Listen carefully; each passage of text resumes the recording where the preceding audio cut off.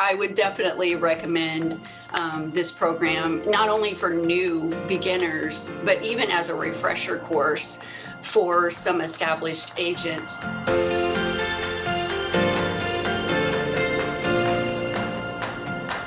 My name is Christie Adcock.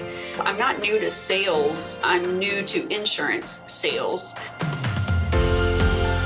I love that it was a small group. There wasn't a whole lot of other people, so it made it very intimate. You don't feel like you're just a number, like you're just somebody sitting there watching somebody talk. We're all kind of there learning together. Michael's tips that he would kind of integrate into some of the topics about just from his selling experience, or even some of the stories that he told. So that was kind of refreshing or nice to have those in your back pocket so that you can use them when you feel it's needed. There's so much more content that you can get out of it rather than just going through the booklet.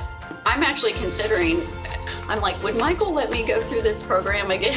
Because I've missed a couple weeks here and there, and I feel like it would just benefit me even more if I could go back through it.